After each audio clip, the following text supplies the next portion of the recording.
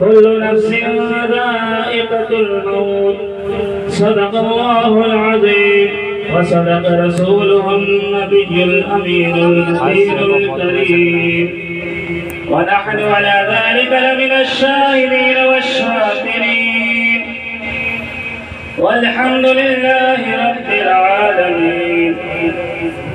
غوث اعظم بمنی بے سر ساما مدد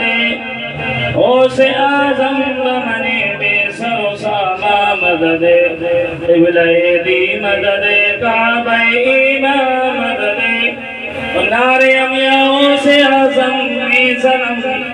نعرے امیا غوث اعظم می زنم دمد شیخ احمد رضا خواہ قطب عالم می زنم اگر جنت میں جانے کا ارادہ ہو تمامی کا اگر جنت میں جانے کا ارادہ ہو تمامی کا گلے میں ڈال لو پٹا محمد کی غلامی کا نہ دنیا سے نہ دولت سے نہ گھر آباد کرنے سے دل کو تسلی ملتی ہے خدا کو یاد کرنے سے اور طریق مصطفیٰ کو چھوڑنا ہے وجہ بربادی طریق مصطفیٰ کو چھوڑنا ہے وجہ بربادی اس سے قوم دنیا میں ہوئی ہے بے ابتدا اپنی اور ہمیں کرنی ہے شہنشاہ بطحہ کی رضا جوئی ہمیں کرنی ہے شہنشاہ بطحہ کی رضا جوئی وہ اپنے ہو گئے تو رحمت پروردگار اپنی آئیے سب سے پہلے آقا انعامدار احمد مجتبیٰ محمد مصطفیٰ صلی اللہ علیہ وسلم کی بارگاہ بے قص بنا ہے حدیث صلاۃ و سلام کا نذرانہ پیش کریں بڑی بلند آواز سے اللہ رب محمد صلی اللہ علیہ وسلم نحن عباد محمد صلی اللہ علیہ وسلم صلاۃ و سلام علیک یا رسول اللہ صلی اللہ علیہ وسلم حضرات محترم میں نے قرآن مجید فرقان حمید کی ایک آیت کریمہ کی تلاوت کا شرف حاصل کیا اللہ تبارک و تعالیٰ قرآن مجید میں ارشاد فرماتا ہے کل نفس ذائقۃ الموت ہر جاندار کو موت کا مزہ چکھنا ہے اور دوسری آیت میں فرماتا ہے اللہ تبارک و تعالیٰ قرآن مجید میں اینما تکونوا یدرککم الموت ولو کنتم فی بروج مشیدہ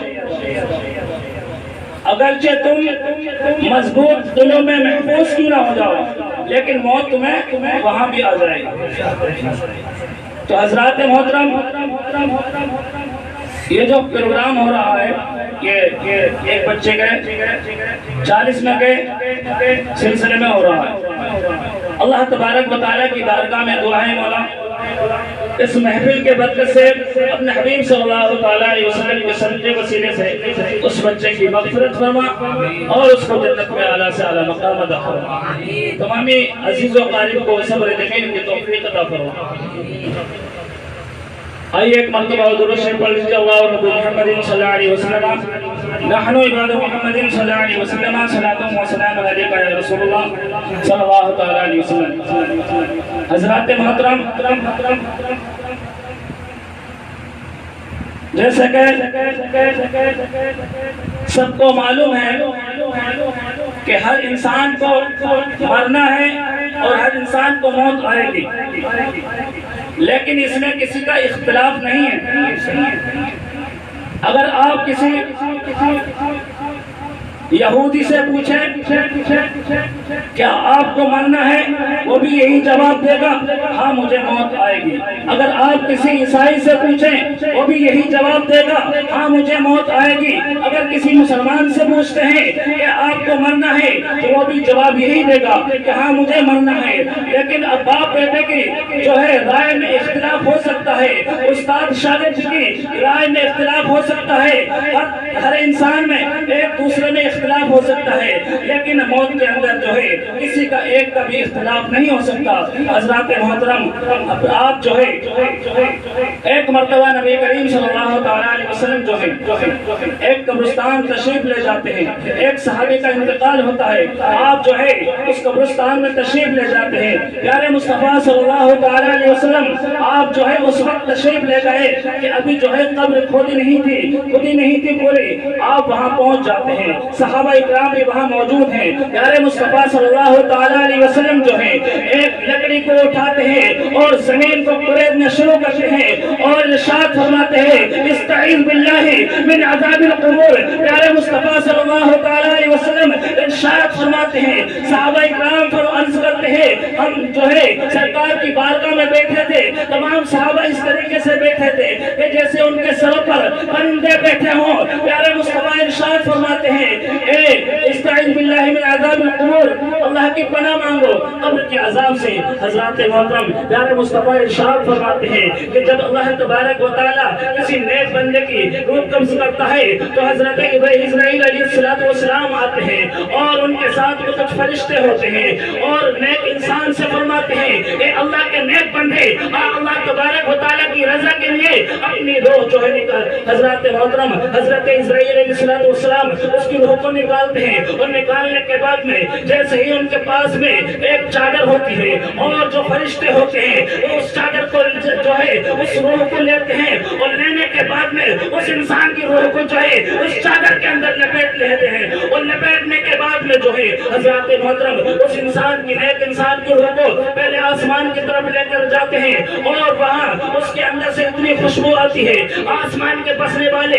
فرشتے کہتے ہیں کہ اس انسان کی روح ہے۔ حضرات محترم وہ فرشتے کہتے ہیں کہ فلاں انسان کی روح ہے اور جس نام سے اس کو دنیا میں پکارا جاتا تھا، حضرات محترم اس نام سے اس کا نام بتاتے ہیں۔ حضرات محترم اس کے بعد میں آسمان کا دروازہ کھولا جاتا ہے، پہلے آسمان کا بسنے والے فرشتے اس انسان کی روح کو دوسرے آسمان تک لے جاتے ہیں، اس کے بعد میں یہاں تک مسلسل ساتوں آسمان تک اس انسان کی روح کو لے کر جایا جاتا ہے اور اس کے بعد میں جو ہے پھر اس کے بعد میں حکم ہوتا ہے کہ جاؤ اس کو دنیا میں لے کر جو ہے پھر اس روح کو جو ہے زمین پر لے کر جاؤ اور انسان کی روح کو جو ہے واپس انسان کے روح میں ڈال دی جاتی ہے اور پھر اس کے بعد میں فرشتے اس کو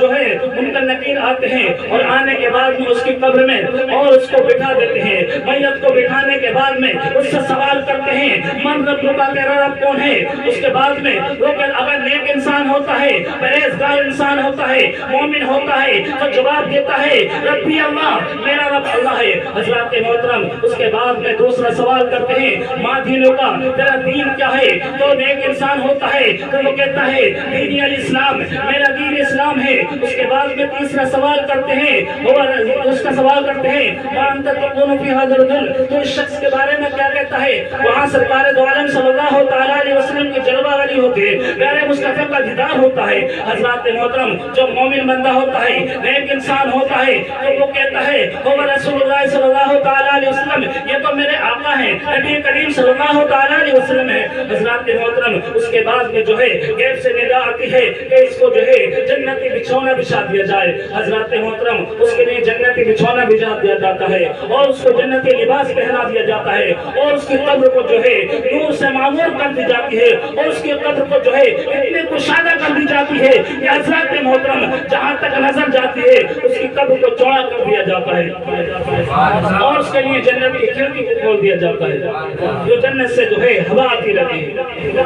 حضرات محترم پیارے مصطفیٰ ارشاد فرماتے ہیں اور اس کے پاس میں اس کے قبر میں جو ہے ایک حسین و جمیل حسین و جمیل خوبصورت انسان آتا ہے اور اس کے جسم سے خوشبو نکلتی ہے۔ مردہ کہتا ہے کہ تو کون ہے؟ وہ کہتا ہے کہ میں تیرا نیک اعمال ہوں اور آج جو ہے تجھے جزا ملنے کا دن آنے والا ہے۔ حضرات محترم نیک انسان جو ہوتا ہے وہ اللہ کی بارگاہ میں دعا کرتا ہے اے میرے پروردگار عالم جلدی تو قیامت قائم فرما تاکہ مجھے اپنے گھر والوں سے مل سکوں اور جو ہے مجھے جو انعام دینے کے لیے وعدہ کیا ہے وہ انعام مجھے مل سکے۔ حضرات محترم پیارے مصطفیٰ ارشاد فرماتے ہیں کہ جب کسی نیک انسان بد انسان کا کی روح قبض کی جاتی ہے تو حضرت اسرائیل علیہ السلام اس کے پاس جو ہے ڈراؤ شکل میں آتے ہیں۔ حضرات محترم اور آنے کے بعد میں اس کی روح کو جو اتنی سختی سے نکالتے ہیں کہ حضرات محترم اس طریقے سے نکالتے ہیں، حدیثوں میں بتایا جاتا ہے کہ جیسے کہ ایک چادر کو جو ہے کسی کانٹوں دار درخت پہ ڈالی جائے تو حضرات محترم اس چادر کو جو ہے ایک کونا کھینچا جائے تو وہ چادر پھٹ تو سکتی ہے، تار تار ہو سکتی ہے، لیکن صحیح سلامت جو ہے چادر نہیں نکل سکتی ہے۔ حضرات محترم اس کی روح کو اس طریقے سے نکالا جاتا ہے اور نکالنے کے بعد میں حضرت اسرائیل علیہ السلام اس انسان کی روح کو نکالتے ہیں اور سختی کے ساتھ میں نکالتے ہیں۔ حضرات محترم پیارے مصطفیٰ ارشاد فرماتے ہیں اس کی روح کو نکالتے ہیں اور اس کے بعد میں ان کے ساتھ میں جو ہے سیاہ چہرے والے کالے سب کپڑے والے جو ہے فرشتے ہوتے ہیں اور ان کے پاس میں جو ہے سیاہ رنگ کی ایک چادر ہوتی ہے جس میں جو ہے بہت زیادہ بدبو آتی ہے اور آنے کے بعد اس چادر کے اندر اسی بد انسان کی جو روح کو لپیٹ لیتے ہیں اور لپیٹنے کے بعد میں جیسے ہی آسمان کی طرف اس انسان کی روح کو لے کر جاتے ہیں تو آسمان کے بسنے والے فرشتے کہتے ہیں کہ کس انسان کی روح ہے جس کے اندر اتنی بدبو آ رہی ہے۔ حضرات محترم اس کے بعد میں وہ فرشتے کہتے ہیں اس کا نام بتاتے ہیں جس نام سے اس کو دنیا میں پکارا جاتا ہے۔ حضرات محترم فرشتے اس کے لیے آسمان کا دروازہ کھلواتے ہیں لیکن اس کے لیے آسمان کا دروازہ نہیں کھولا جاتا ہے۔ حضرات محترم اس کے لیے بعد میں جب آسمان کا دروازہ نہیں کھولا جاتا ہے اور اس کے لیے وہ بھی دعا کرتے ہیں، ہلاکت کے لیے دعا فرماتے ہیں، اس کے بعد میں جو ہے غیب سے ندا آتی ہے کہ اس کی روح کو جو ہے پھر دنیا زمین پر لے کر جائے اور اس کے جسم کے اندر جو ہے میت کے جسم میں ڈال دی جاتی ہے۔ فرشتے جو ہے اس کو جھنجھوڑتے ہوئے اٹھاتے ہیں اور اٹھانے کے بعد میں اس سے قلبدار آواز میں کہتے ہیں من رب کا، تیرا رب کون ہے؟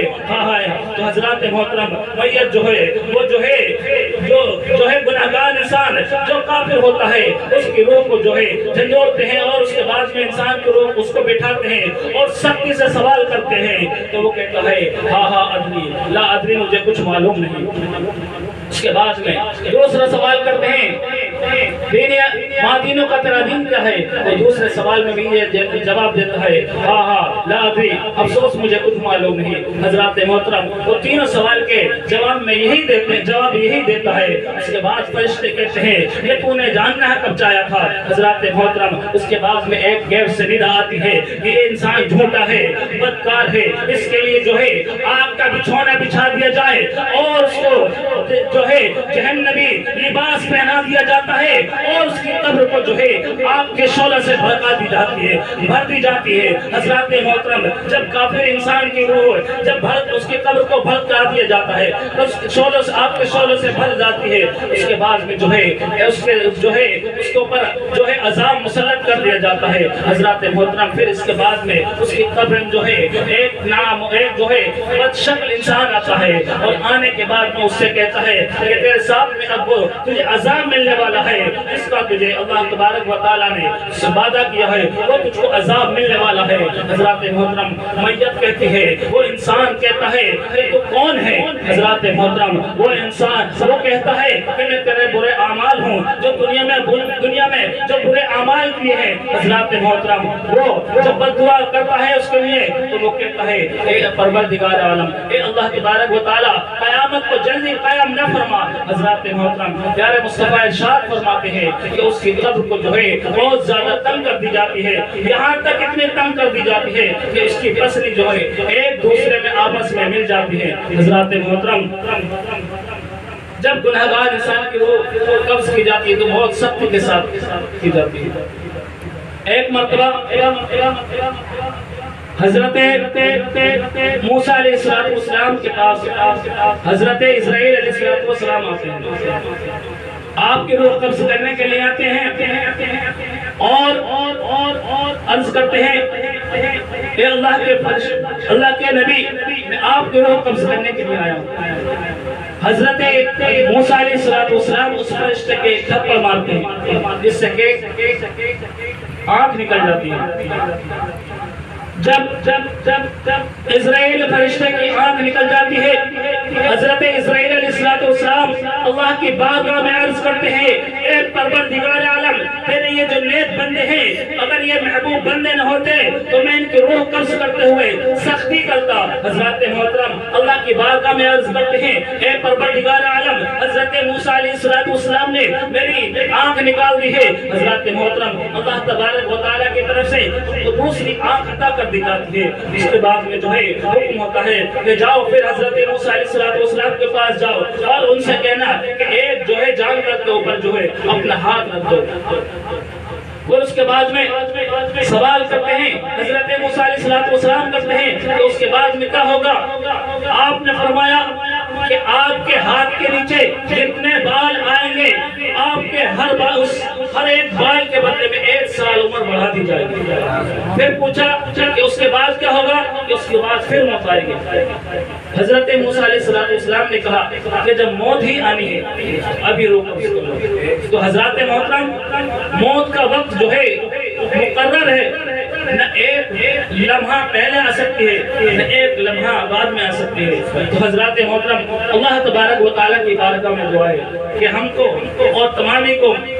اللہ تبارک و تعالیٰ ہم سب کو جو ہے زیادہ سے زیادہ عمل کرنے کی توفیق عطا فرمائے۔